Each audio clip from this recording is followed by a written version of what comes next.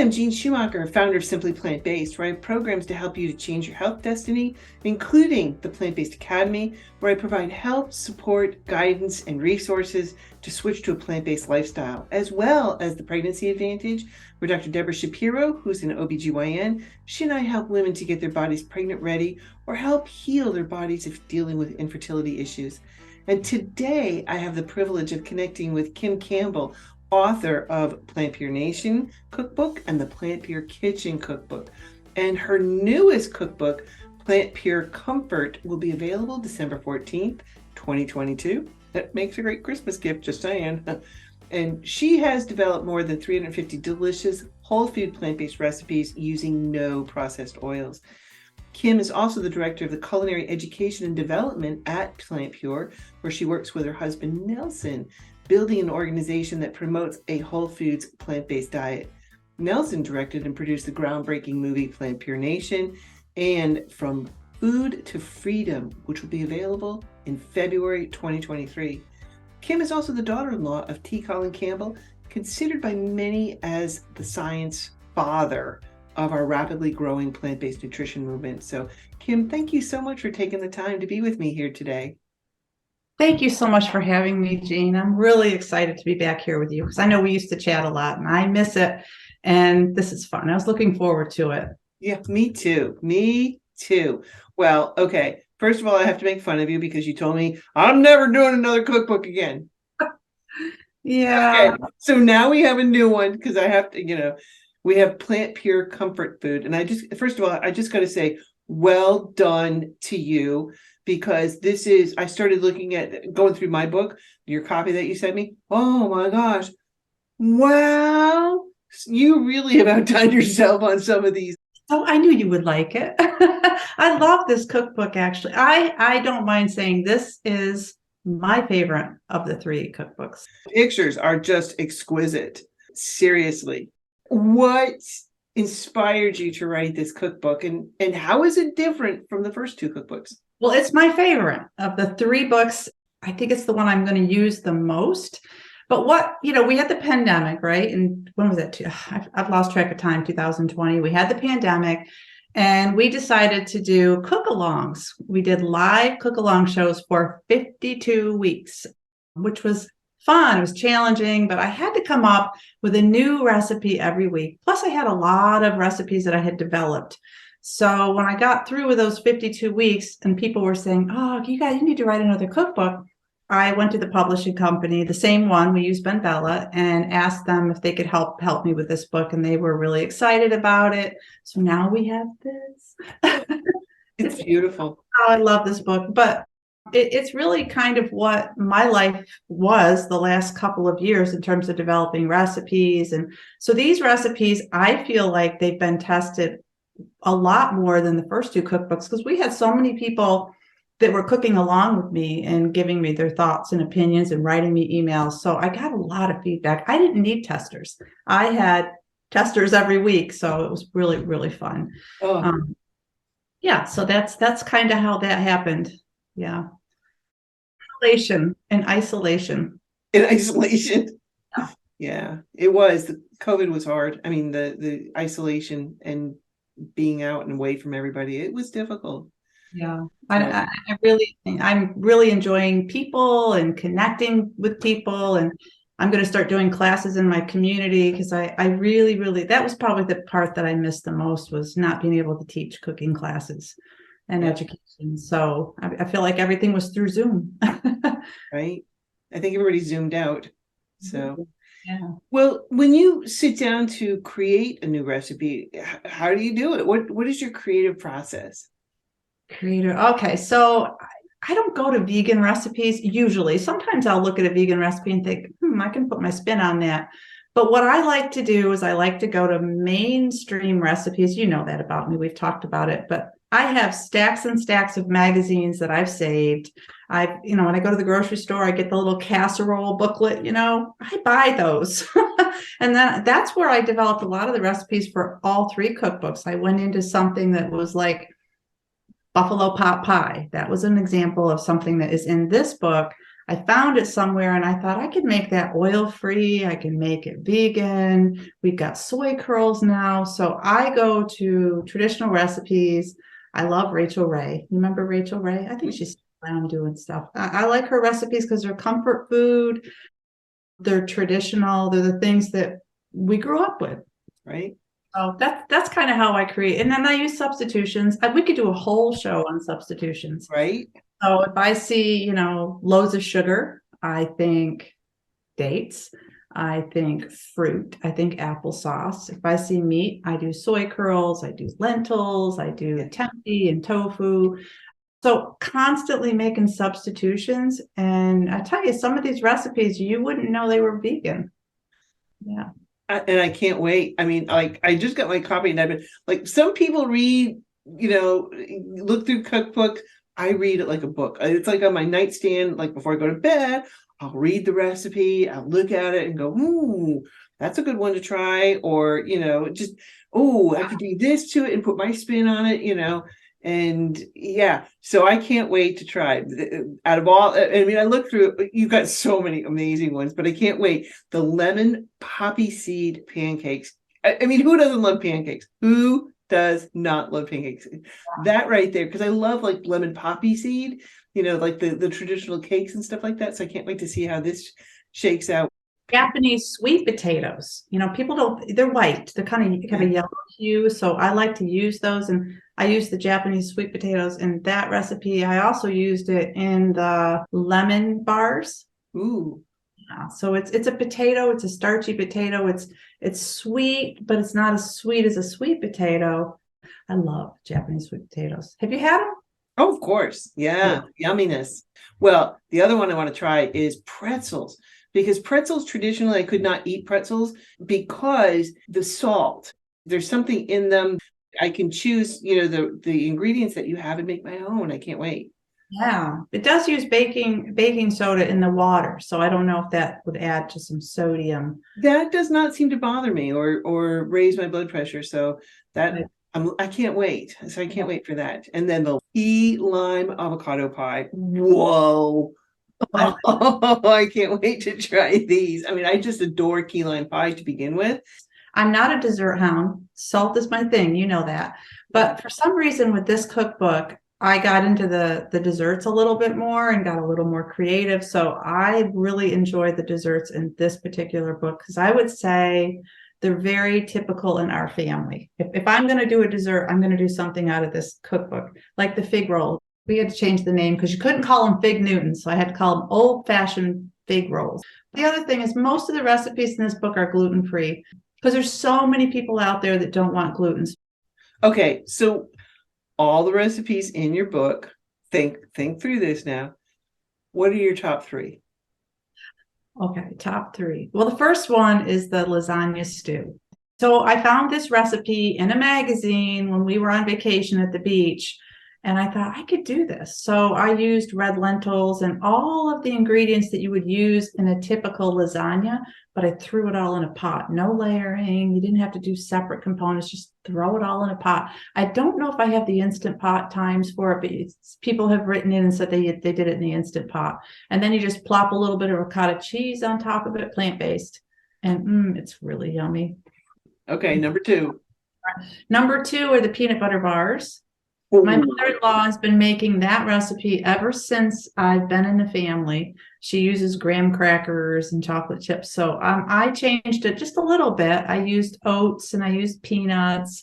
And then probably the Fig Newtons. Yeah, the Fig Newtons are what I make the most because I feel like they're healthy. Everything's healthy, but that one is, you could eat it for breakfast or snack.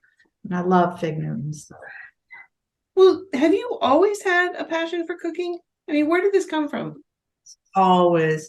It goes back to when I was a little kid. When I was about 7 or 8 years old, my mom taught me to cook. My older sister, who's about 8 years older than me, she spent a lot of time with me. She was like my second mother. She taught me how to cook. So I'm thankful for Karen. And then when I went to high school, nobody ever takes the home ec classes anymore. I mean, nobody takes them. I loved the home ec classes. So I took gourmet cooking.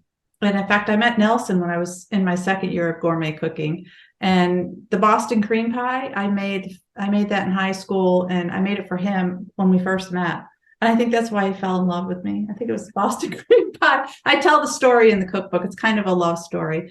But when I graduated, I really wanted to go to either, this is a weird combo, I wanted to go to culinary school or nursing school or get my dietetics degree.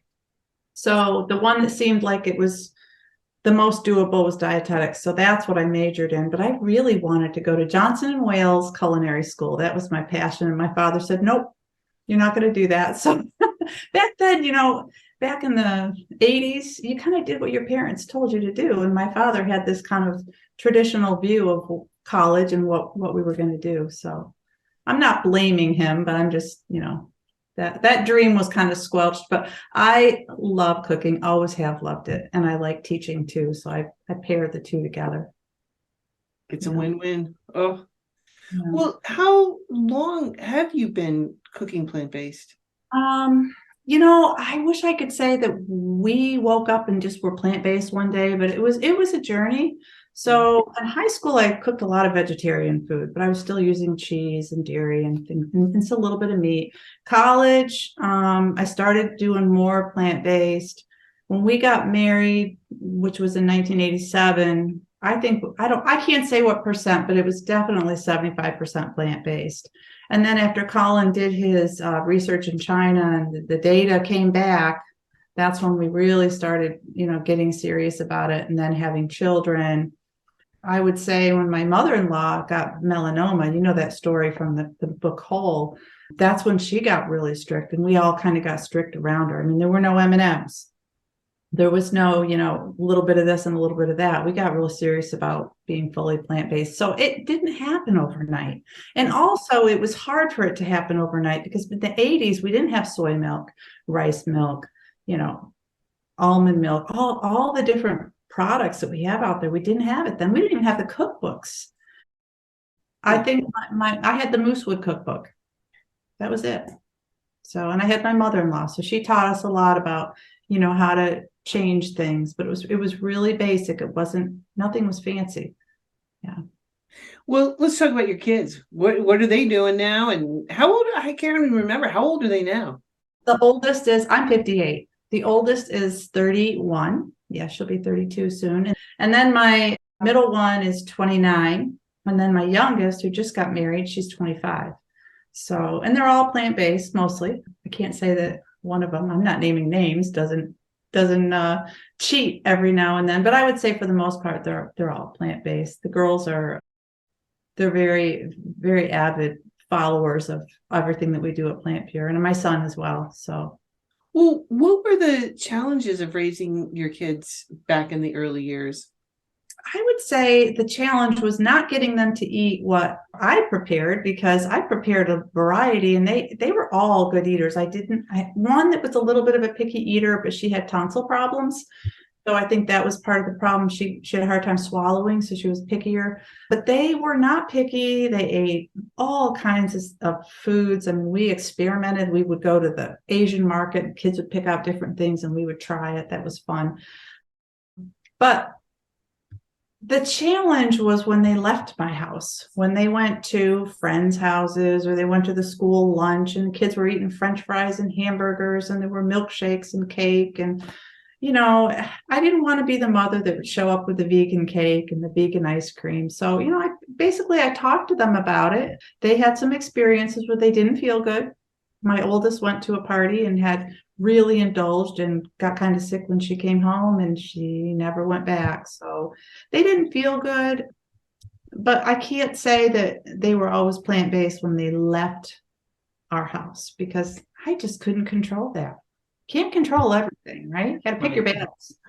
No, but I also think, connecting the dots to saying, okay, I don't feel good, Mom. Well, what did you eat? Let's think back and sharing that message, because it is powerful and it is true. Once you have the your whole food plant-based palate, when you deviate, your gut biome, like boom, it's powerful. It really is. And I mean, I just remember I had been plant-based for 5 or 6 years. I know I shared this story, but but I ate some cream cheese. I stopped to get a bagel, and I was going to get a toasted, multigrain bagel, but I got cream cheese on it, and because the guy said, "Well, you have a new cream cheese. It's got walnuts and cinnamon and raisins," and I'm like, "Oh yeah, I ate all those."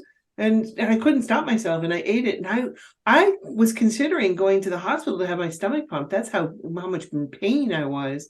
And it's real. It's real. So, going plant-based, your gut biome changes, your taste buds change. And when you put something in there that shouldn't be there, your body's going to go, yeah, no.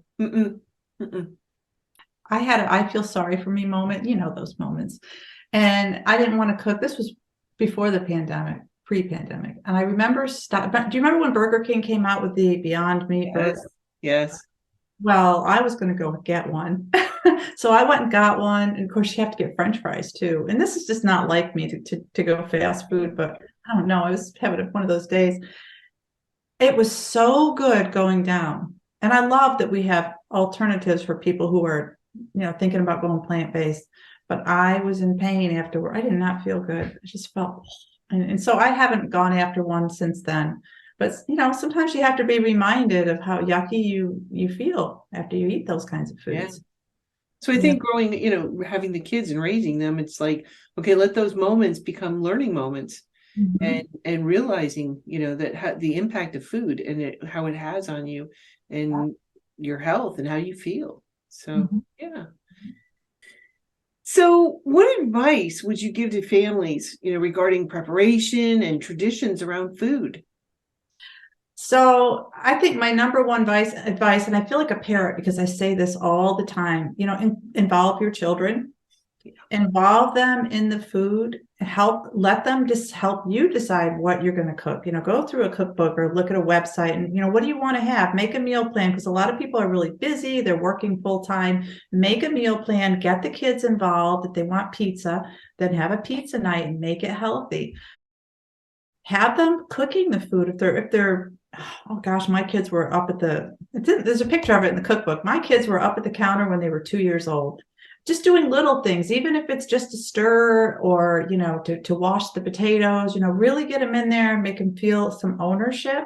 And then as they get older, have them pick a night where they're actually doing the cooking. And so our kids, they did. I mean, my daughter would take the V8 vegetable juice when she was, I don't know, 8-10 years old, and she'd dump it all in the pot, and then she'd throw in the frozen vegetables and the potato, and she thought she cooked dinner, and she did. It was vegetable soup. It was super simple, very easy, but get the kids to feel some ownership in the food and try a lot of different kinds of foods. So if they don't like okra, keep trying it over and over. It takes a while to appreciate and learn those tastes and flavors.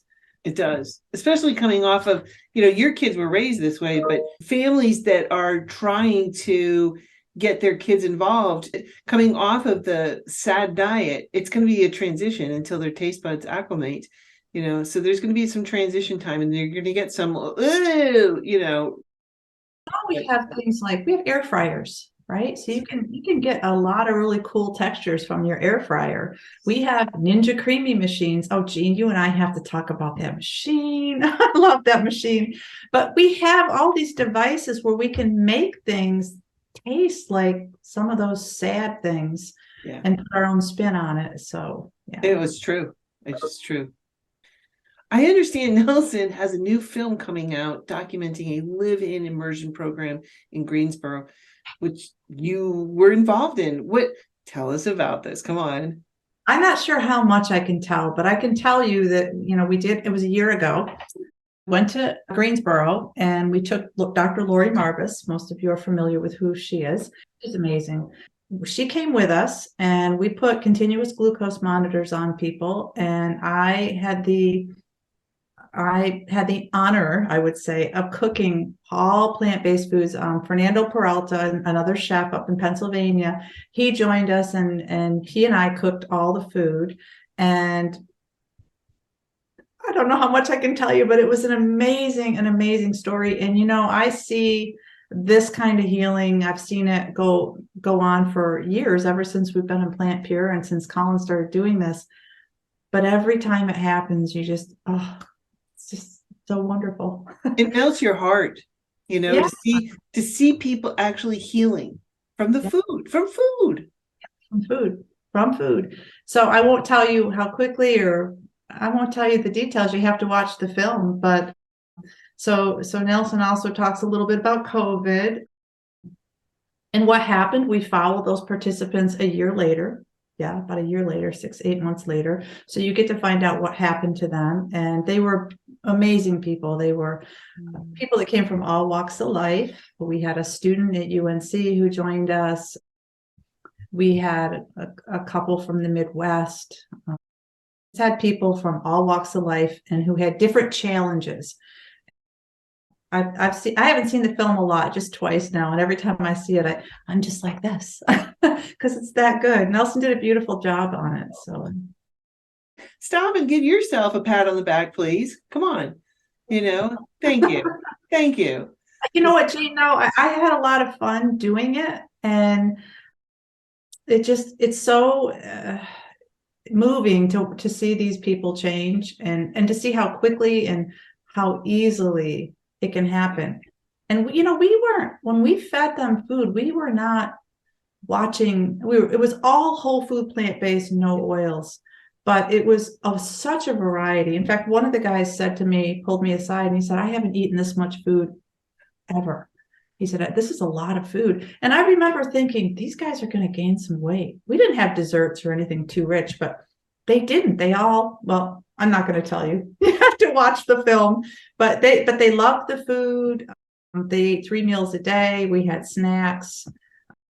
We had such a variety. We had a beautiful meal plan that we had Mexican, we had Italian, we had ramen bowls and French fries and all kinds of, and a lot of those recipes that I served them are in this cookbook too.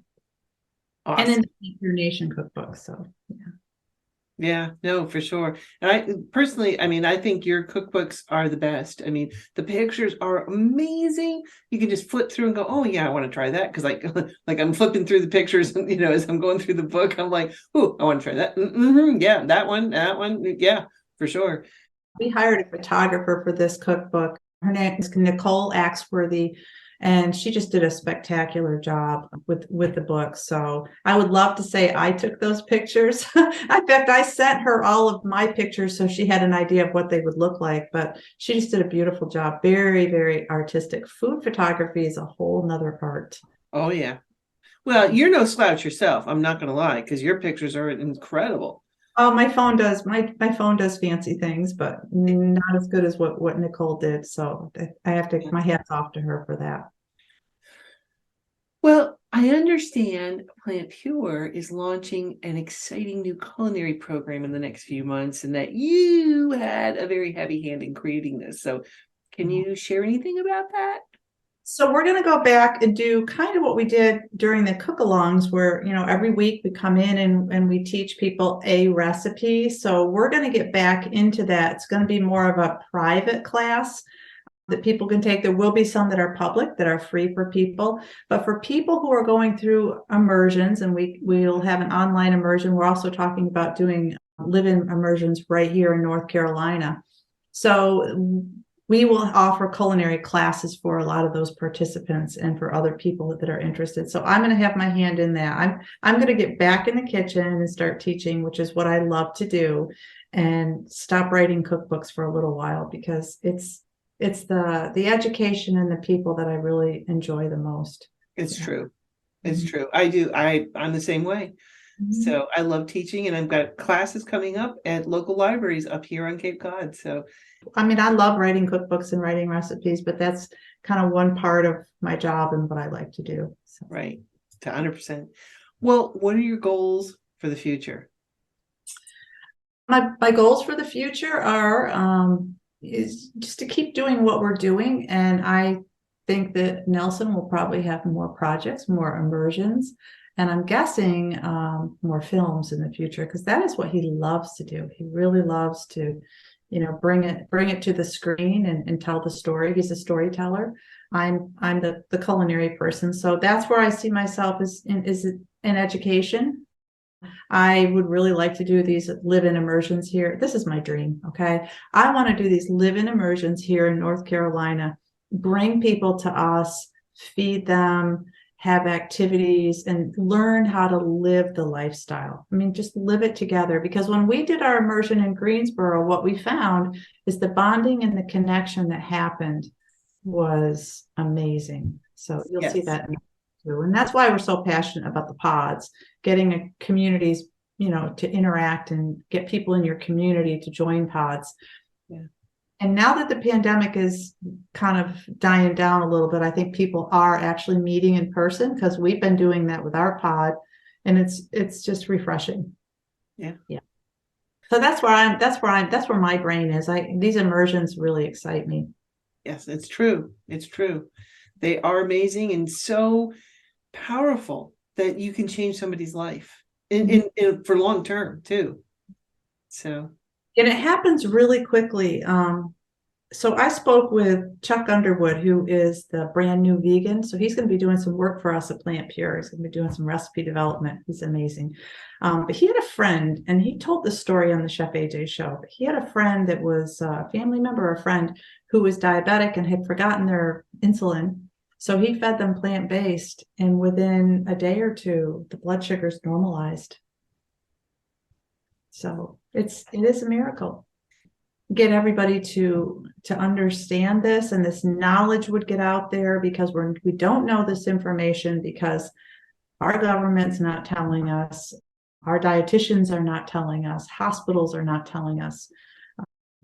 From every angle, we are not hearing this message. So we need to speak loud and clear. And that's what you're doing at PlantPure Nation, honestly. So well done to you guys. Thank you so much for sharing your new cookbook and your favorite recipes. And I can't wait for the next one, Kim. Yeah, well, that's your turn. You can write the next one. Thanks for doing this. I always appreciate talking to you and, sharing the cookbook. And it comes out December 14th on Amazon. I should know that. You can pre-order it right now. What a great gift for people. All right. Thanks, Kim. Thank you, Jean.